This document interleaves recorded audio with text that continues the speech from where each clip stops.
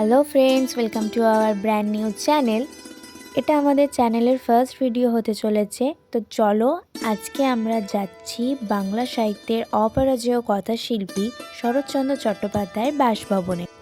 দেখো, এখানে আমরা বেরিয়ে পড়েছি। আর আমাদের এখান থেকে শরৎচন্দ্র কুঠি প্রায় বাইকে গেলে 40 থেকে 45 মিনিটের মতো সময় লাগে।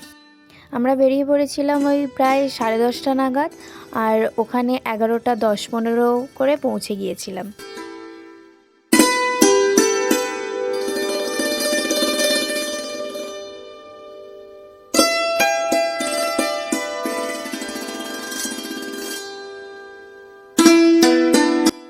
দেখো, দেখতে দেখতে আমরা চলে এসেছি।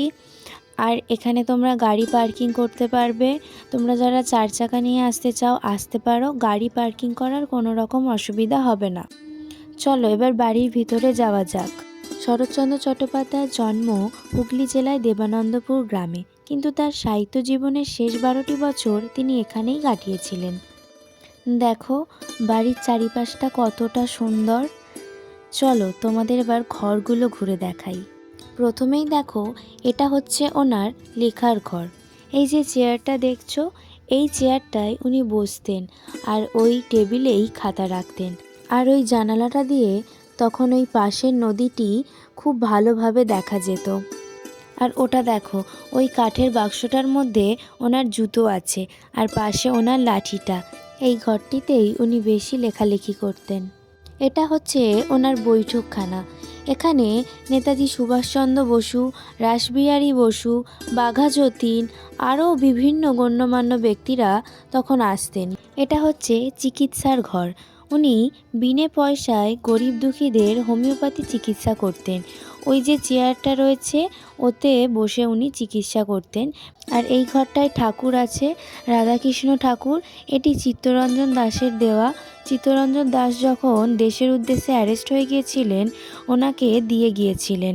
সেই ঠাকুর আজও নিত্য পুজো হয়। আর এটা হচ্ছে গোয়াল ঘর, পাশে এটা ঠাকুর ঘর। আর এই জায়গাটায় রান্নাঘর ছিল, যেটা 78-এর বন্যায় পড়ে গেছে। এবার আমরা উপরে চলে এসেছি। উপরের বারান্দাটাও খুব সুন্দর। এখানে একটা বসার জায়গা আছে। এখানে কিছু বদ্যি পাখি পোষা আছে দেখো। ওপরের বারান্দা থেকে বাড়ির নিচটা কত সুন্দর দেখাচ্ছে।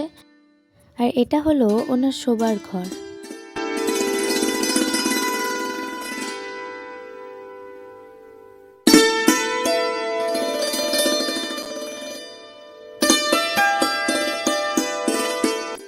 চলো, এখান থেকে আমরা বেরিয়ে পড়েছি।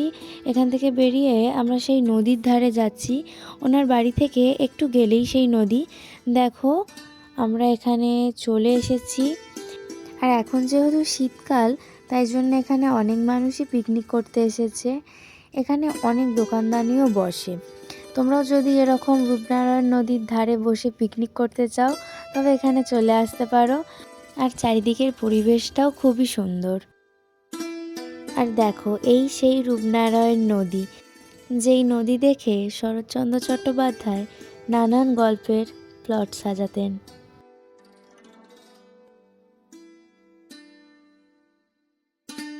আমরা এখানে বাড়ির পথে রওনা দিয়ে দিয়েছি। আর আজকের মতো ভিডিওটা এতটুকুই।